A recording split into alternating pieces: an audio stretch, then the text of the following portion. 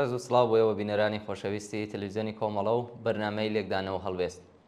ئازیزان چەند بابەتێکمان لە بەرنامەی ئەمڕۆی لێکدانەوە هەڵوێست ئامادە کردووە بۆ ئەوەی ئازیز کە یەکەمیان دەربارەی سیستان و بەلوچستانە. سیستان و بەلوچستان ستەم لێکراوترین پارێزگای ئێرانە. لەم ڕۆژاندا بەهۆی قوڵبوونەوەی قەیرانی ئاو لە ئێران گەلێک راپۆرتی هەژێنەر سەبارەت بە بارودۆخی نائاسایی و دژواری ژیانی خەڵک لە پارێزگای سیستان و بەلوچستان بڵاو دەبێتەوە.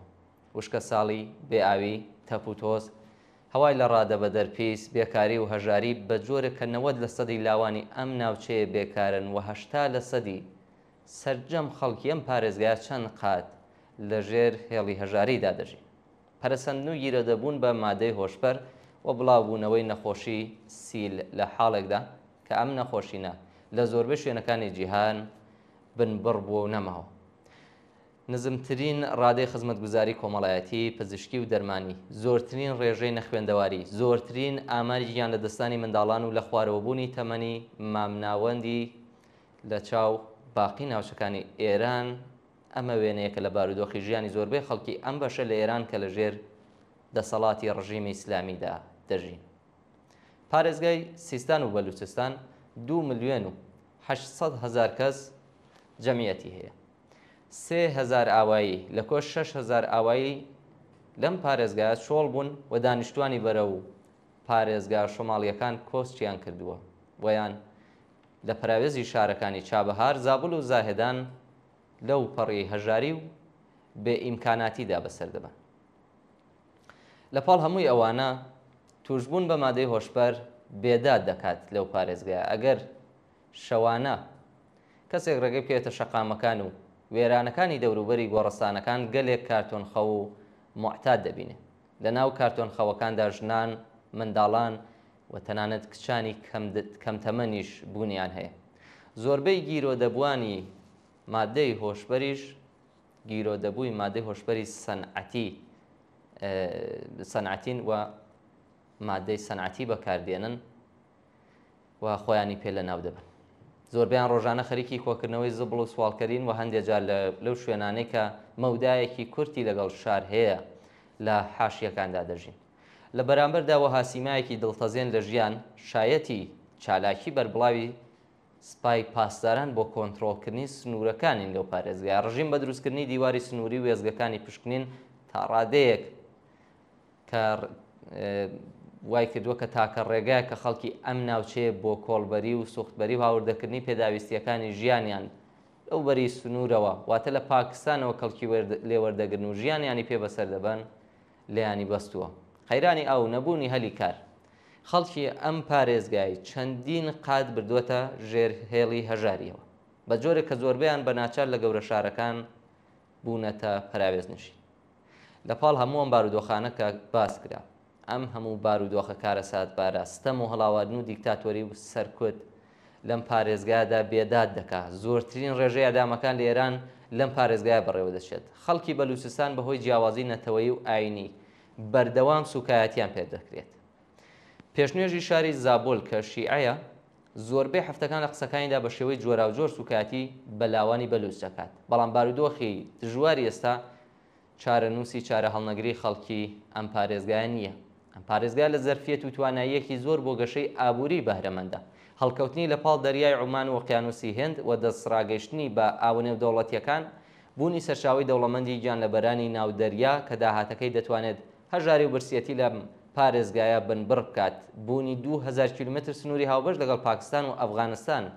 ئەم پارێزگایە لە بارودۆخێکدا هەموو ئەمانەم پارێزگای خسۆتە بارودۆخێکەوە کە دەتوانێت ببێت بە شاڕەیەکی ترانزیتی کاڵا لە باشوورەوە بۆ باکوور. بوونی سەرچاوی دەوڵەمەندی معدەنی جۆراوجۆر کانەبەردەکان، توانایی جوغرافیایی بۆ بەرهەمهێنانی وزە لە خۆر بە وەدەیان بواری دیکە لە زمرەی تواناییەکانی ئەم پارێزگایان. بەڵام سیستان و بەلوچستان لە ژێر دەسەڵاتی ڕژیمی ئیسلامیدا بەم هەموو زەرفێتە تایبەتەوە بۆ گەشەسەندن بۆتە دواکەوتوترین پارێزگای ئێران لە بواری ئابووریەوە و خەڵکەکەی لەوەها بارودۆخێکی دژواردا دەژین. گومان لەوەدانیە کە ئێران لە سبەی ڕۆژدا و لە ژێر دەسەڵاتی جەماوەری کرێکار و زەحمەتکێشدا دەتوانێت سەرجەم ئەم تواناییانە بە باشترین شێوە لە خزمەت دابینکردنی خۆشبژێوی و یەکسانی خەڵکی ئەم ناوچەیە بەکاربهێنێت.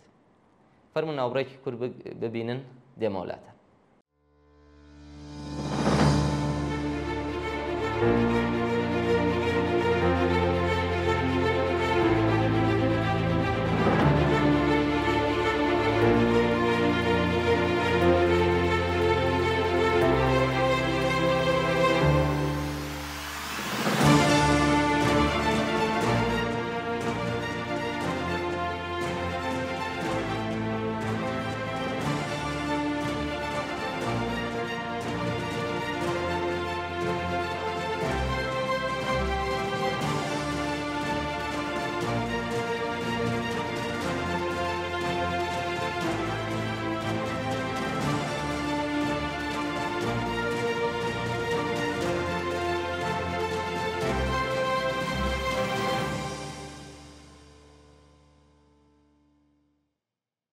بەڵێ بینەرانی خۆشەویست، دووەمین بابەتی ئەمڕۆکەمان دەربارەی حاشیەنشینیە. هەروەگەزان نظامی کۆماری ئیسلامی کە بە وعدەی سڕینەوەی حەڵەبی ئاواکان لە سیمای شارە گەورەکانی ئێران بەدەسەڵات گەیشت لە ماوەی حاکمیەتیدا جەمعیەتی حاشیەنشینەکان و هەژارانی بۆ ئاستوقوڵاییەکی بێوێنە پەرە پێداوە. 25% جەمعیەتی تاران، واتە زیاتر لە 2 ملیۆن کەس لە جەمعیەتی تاران پەراوێز نشینن. بە پێی لێکۆڵینەوە ئاماریەکان لە مەشهەد 25%، لە تەورێز 25%، لە زاهدان 42%، لە عێراق 26%، لە ورمێ 29% و لە کرماشان 34% لە جەمعیەتی شارەکان پەراوێز نشینن و لە نشینگە ناڕەسمیەکاندا دەژین.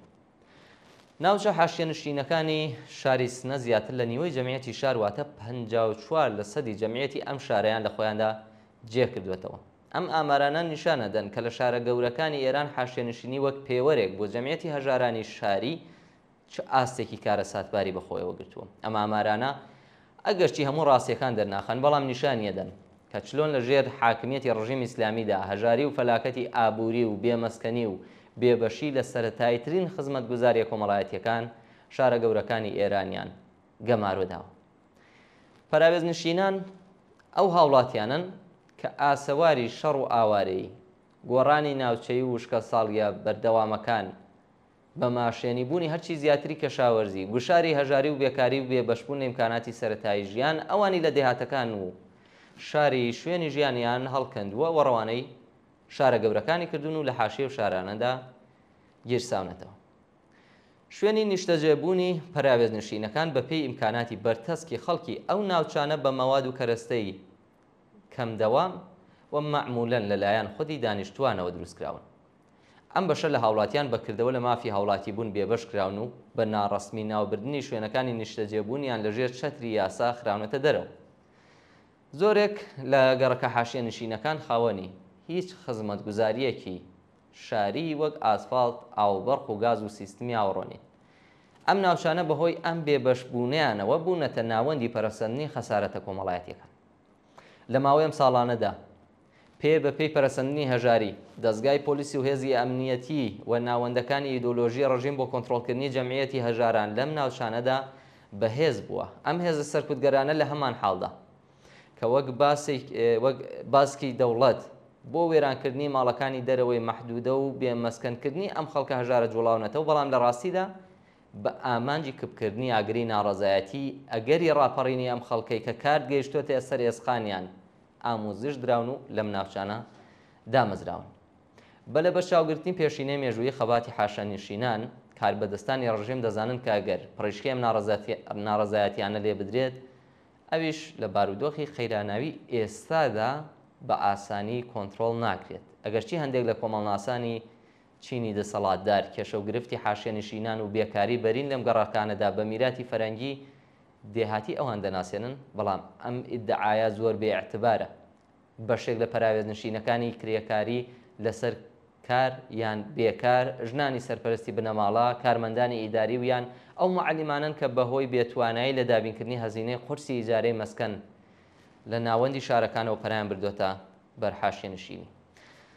زانیاریەکانی تر نیشانی ئەدەن کەنەوەی دووهەم و سێیەمی حاشیەنشینانیش بەهۆی دەستڕانەگەیشتنیان بە ئیمکاناتی ژیانی شاری و ئاموزش و پەروەرش و بارهێنانی حرفەی و لەلایەکی دیکەشەوە بەهۆی بوونی بە ملیۆن بێکار لە سەرتاسەری وڵاتدا شانسێکی کەمیان بۆ دەستڕاگەیشتن بە دەرفەتە پیشەیەکان هەیە. لەگەڵ ئەوەی کە سەران و کاربەدەستانی ڕژیم بەردەوام ترسیان لە هەڵچوون و ئاخێزی خۆڕسکی کۆمەڵایەتی لە ناوچەی حاشیەی شارەکان هەبووە، ئەگەرچی ناڕەزایەتی و خەباتی خەڵکی کرێکار و زەحمەتکێشی دانیشتووی حاشیەی شارەکان لە بواری دابینکردنی خزمەتگوزاری شاری ئاو و بەرق و گاز بە شێوەی پرژ و بڵاو لە جەریاندا بوو و درێژەی پێدراوە، بەڵام ئەم ناڕەزایەتی ومانگرتنانە لە ناوەندە گەورە کرێکاریەکاندا و دەوری هەڵسوڕاوانی کرێکاری لە ڕێبەریکردنی ئەم ناڕەزایەتیانەدا کە بەدەیان هەودا بە هەژارانی حاشیە شارەکانەوە گرێدراون، ئەم بارودۆخە دەگۆڕێت و زەمینەی گەشەکردنی خەباتی جەماوەری لەو ناوچانەدا دەخڵکێنێت.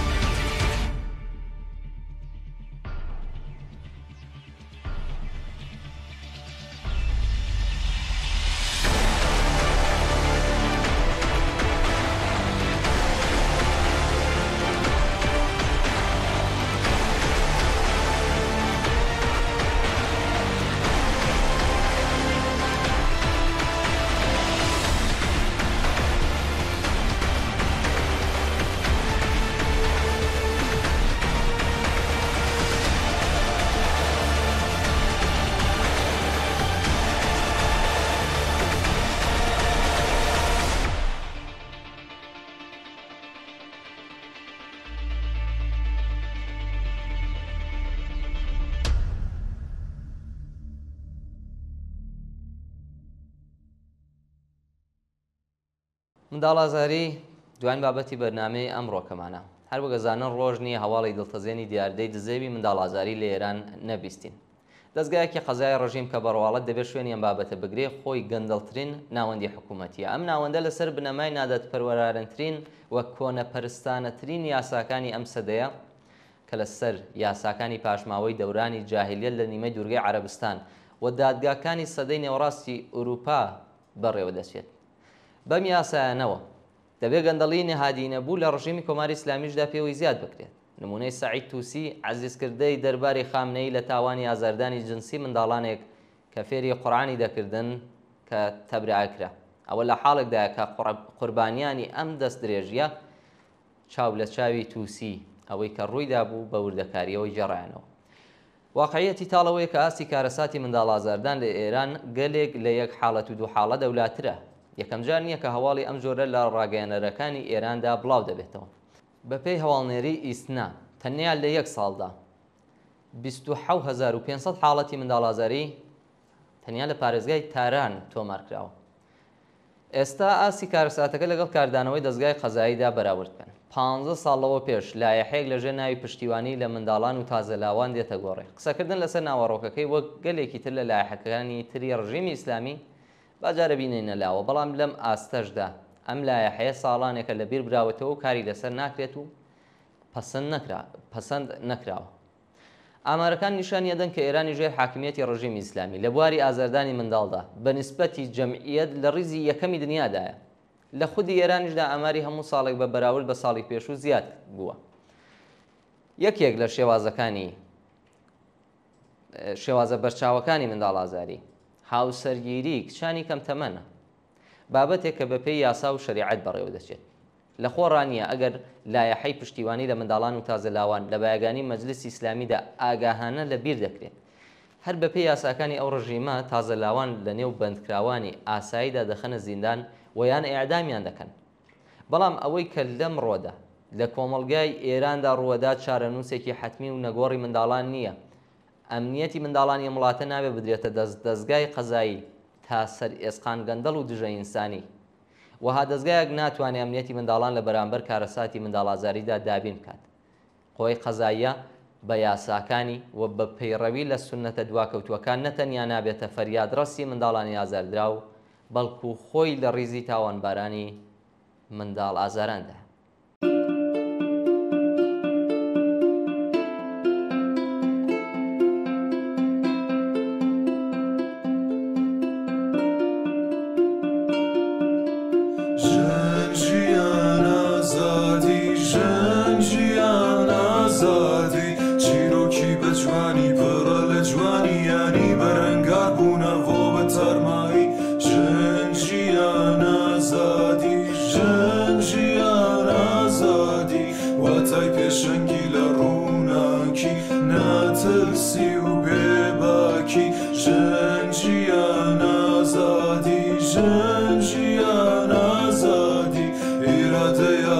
فەلسەفەکەی پڕ لە هێزە ئەندێشەکەی ژن ژیان ئازادی، ژن ژیان ئازادی، ئاسۆیەکی ڕوونە بۆ وڵاتم ڕۆژ بە ڕۆژەی کەین بەر بڵاوتر. ژن ژیان ئازادی، ژن ژیان ئازادی، ژن ژیان ئازادی، ژن ژیان ئازادی.